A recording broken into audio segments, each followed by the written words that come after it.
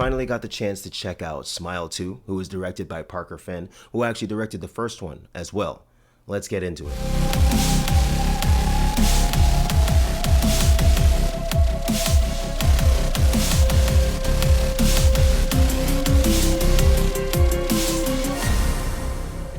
What's up, everyone? Salutations and greetings.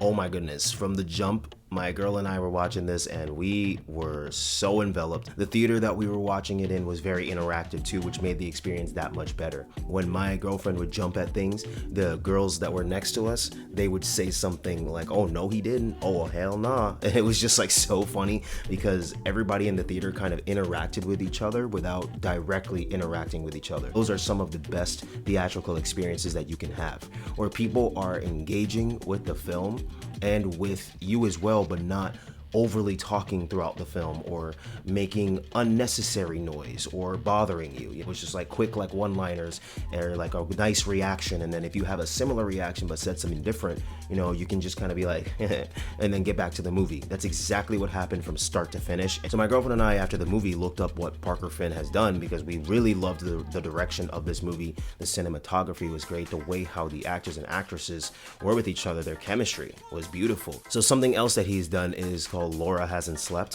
which at first we were like, wait a minute, could that have been a prequel? But it's not necessarily related, but it does have similarities that would lean towards Smile. So it's very interesting how he made Laura Hasn't Slept and Smile because it's kind of comparable. So if you've seen the first Smile movie, then you know basically what the gist of the second one is. There's an entity that goes into people, and the last person who sees it gets that entity transferred to them. What happens is over the course of a week, these people start to go crazy. They see things, and more importantly, they see people that they know like smiling at them and doing obscene things. More importantly, seeing things that are going to kill them, and eventually they end up killing themselves. The host of this entity, or parasite as they call it in the movie, they end up killing themselves because they see so many crazy things and they see their loved ones doing crazy things to themselves, and it turns out that it's literally all in their head, but it is so vivid and real that of course you go insane. So Naomi Scott plays Sky Riley and Rosemary DeWitt plays Elizabeth Riley. And in this movie, Naomi Scott gets into a car accident a year ago, and she a year later is now coming back as a music artist that she already was, but she has recovered somewhat, and she was also a drug addict. So there's a lot of factors that went into everything that happened to her. From the start of the movie, you just know that you're in for it, right?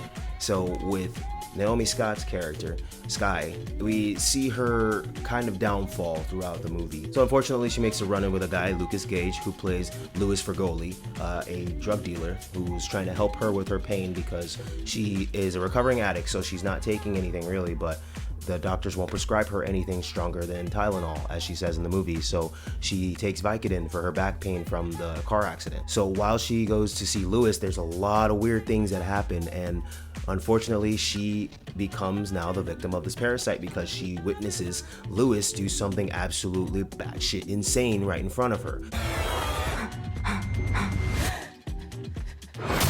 Which, that scene alone, my girlfriend and I looked at each other and we were like, what the hell? I just didn't expect it to look, it sounds crazy to say, but I didn't expect it to look that good of a kill scene. There were some nuances to where they were going with that scene, and we noticed it. We said it to each other. We were like, why is that there? That's so weird how they have like panned to that a few times when like there's other things in the room that don't really associate with that one thing that was used to kill himself. The way how the movie was shot was really beautiful. I love the direction of this film because the premise is kind of crazy. It's very crazy. So throughout this film, we follow Sky and we see truly how her fall down into madness really happens. I think personally, her withdrawal from the drugs, and especially the one that she really needed to take for her pain, because she didn't ever get to take that because of what happened. She went to the person to get it from and they ended up killing themselves. So she didn't get that. She's kind of been going through a little bit of with withdrawals as well and dealing with this pain just raw dogging with the pain. So she has also had that plus the entity within her driving her crazy. So there were like multiple factors that went into her experience, which I think also made the movie somewhat unique, because a lot of people thought that she was on drugs again, or she was just dealing with things in a horrible way, and again, reverting it to drugs. That wasn't the case. Nobody would really listen, which, I mean, it happens. Same thing in the first movie. People didn't really listen to these victims, and lo and behold, they ended up killing themselves. So it was crazy to see how the story went, especially with the fact that she was an ex-drug addict. I think adding that element along with this entity was a beautiful design by the director. Miles Gutierrez Riley plays Joshua, one of Sky's helpers or attendants that helps her on her tours. He did a really good job. I would have loved to see a little bit more from his character. He came in with the quick-witted one-liners, just a funny little quips. It was so good because he wasn't overly used, but I would have loved to see more from him because I liked his character. He was just kind of there on the side, helping out, being there. He seemed to be one of the main and only people that actually genuinely cared about Sky. There were other people that, yeah, they cared, like her mom, but I didn't really like feel her mom and the care there. I feel like her mom cared more about her own image as opposed to Sky's image, which plays into the movie and the factors of a lot of things that happen in the movie as well. I really liked Joshua's character because he genuinely cared for Sky and her well-being and her mental well-being, and his character just deserved a little bit more screen time. Dylan Galula plays Gemma and Raul Castillo plays Darius, and these two are very interesting characters because Gemma was a good friend of Sky, and they had a falling out, and if you see the text message thread, it's so funny what they say to each other. The whole audience, we all laughed. We're like, oh yeah, hit her up and look at that, what you said to her, like, okay, that might not go very well. Her character specifically involved in this film is so crazy because we see various scenes where Sky is clearly having a cohesive and coherent conversation with this particular character, and she even spends the night with her and helps her with various things. So it's just crazy, and the way how this was directed, it was beautiful. The twists and turns in this movie were beautiful. I loved the way this was shot. So overall, I wouldn't say it's a perfect movie. There were some issues, there were some pacing issues,